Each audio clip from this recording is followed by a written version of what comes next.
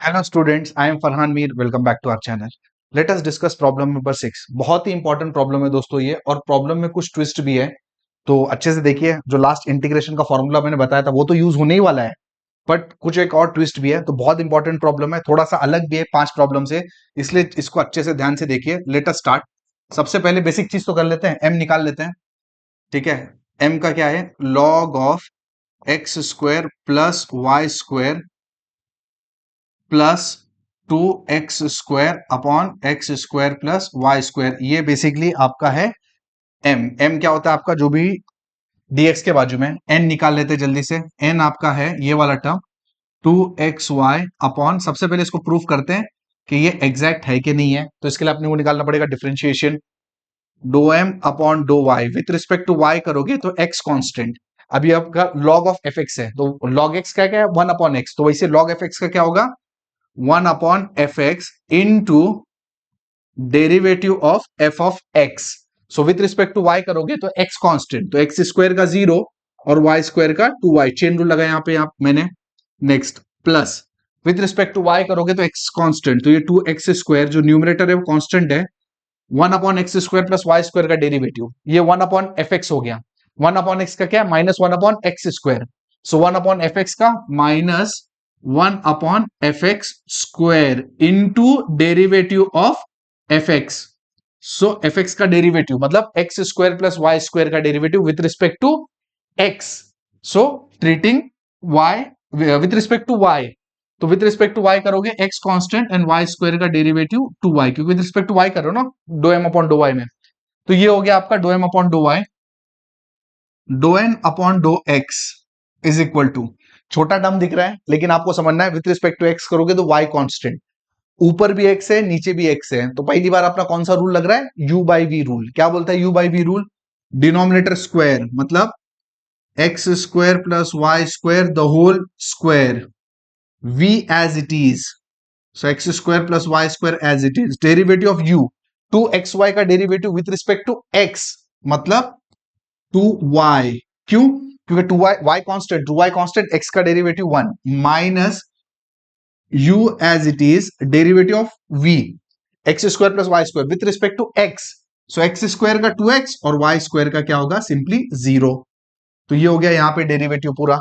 अब दिख तो रहे दो खतरनाक टर्म, लेकिन मुझे ऐसा लगता है ना, सिंप्लीफाई करोगे तो आपका हो जाएगा सॉर्टेड। इतना मसला नहीं है, देखते हैं होता है कि नहीं होता। हो जाएगा ऐसा लगता है।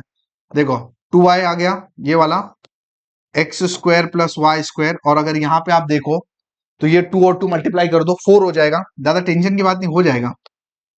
पहले एक बार सिंप्लीफाई करने के बाद ही कंक्लूड करेंगे, उसके पहले नहीं सोचेंगे कुछ भी, है ना। ये माइनस भी है तो एक काम कर लेते हैं, इधर माइनस भी ले लेते हैं बाहर, है ना। ये वाला माइनस ले लेते हैं तो 2 2 4 हो गया। नीचे आ जाएगा x square plus Y square the whole square. ये हो गया आपका ये वैल्यू। और दूसरा जो वैल्यू है आपका वो देख लेते हैं क्या आ रहा है।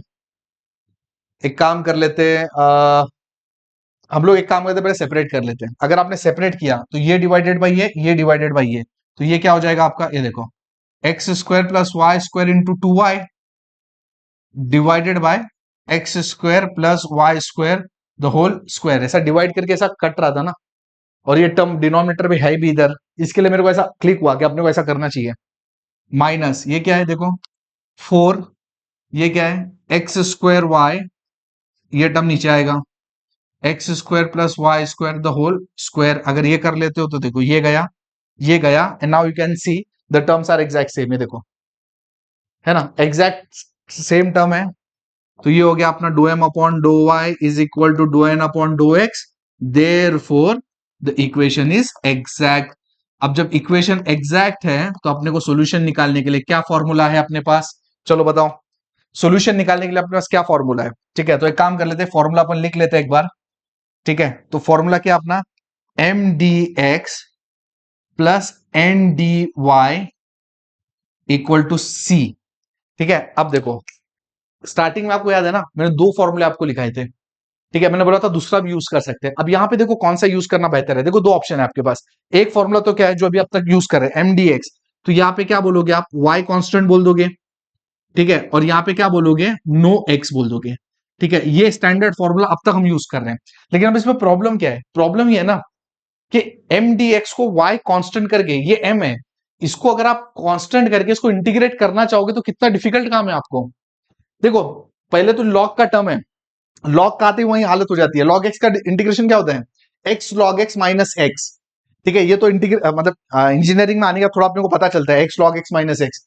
लेकिन अगर ट्वेल्थ की बेसिस पे मैं बताऊं तो लॉग का इंटीग्रेशन क्या होता है, वो ट्वेल्थ का बच्चा अपना वो लिएट वाला रूल लगाएगा, वन डॉट लॉग एक्स करके, यू इंटू वी रूल लगाएगा, है ना। तो अब चलो वो कर भी लो तो भी उसके अंदर एक्स स्क्वायर वाई स्क्वायर दोनों भी है, उसमें वाई कांस्टेंट फिर भी एक्स स्क्वायर है।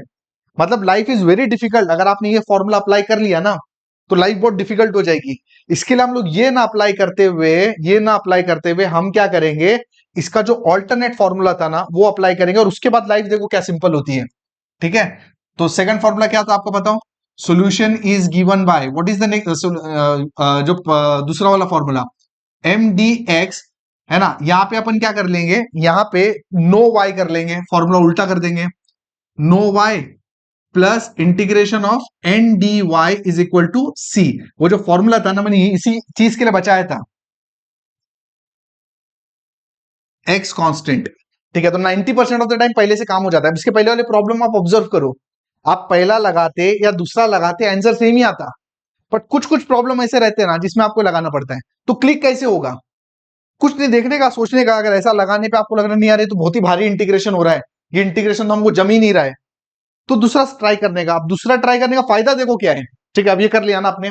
ठीक है, तो पहले इसमें क्या हुआ, नो वाई वाला टर्म लेने का है। ये देखो एम किधर है, नो वाई, इसमें वाई है मतलब ये टर्म नहीं लेने का है, इसमें भी वाई है ये भी टर्म नहीं लेंगे। मतलब सोचो आप, आपकी मतलब ये जो खुशी है वो तो भैया नेक्स्ट लेवल पे हो जाएगी। मतलब इससे बेहतर खुशी क्या होगी, सोचो पूरा टर्म ही हट गया इंटीग्रेशन करने का। व्हाट ए लाइफ, समझ रहे हो भाई। तो ऐसा थोड़ा थोड़ा सोचना पड़ता है कभी कभी, है ना। तो इसके लिए पर्पसली एग्जांपल मैंने लिया, तो इसको ध्यान रखना अच्छे से।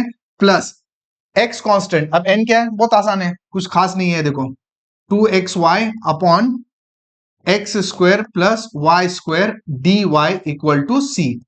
ठीक है, अब ये आपके पास इंटीग्रेशन है। अब इंटीग्रेशन को विथ रिस्पेक्ट टू वाई करना है।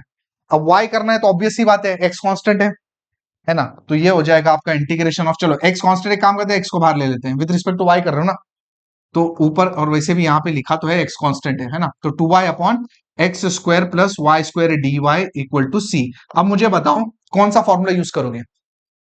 कुछ देर पहले याद है यहाँ पे ऐसा फॉर्मूला लिख के बताया था, क्या था फॉर्मूला, फॉर्मूला अपना ऐसा है ना कि F dash x upon F of x D x, तीन लिखे थे, बहुत बार यूज होंगे, बहुत बार, इतनी बार यूज होगा ना मतलब रट जाएंगे फॉर्मूले।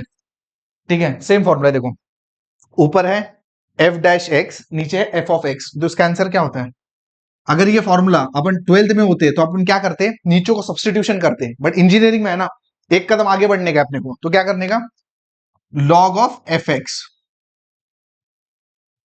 तो ये देखो ना, ये आपका एफ डैश एक्स है, ये एफ एक्स है, तो formula is log of F x, log of F x, ये एफ एक्स है आपका नीचे का, ऊपर का एफ डैश एक्स है, equal to C. So this is your required solution. Problem को थोड़ा याद रखना, कभी कभी हो सकता है आपको सेकंड वाला फॉर्मूला भी यूज करना पड़ सकता है, ये उसका परफेक्ट एग्जांपल है। So that's it for this video, thank you.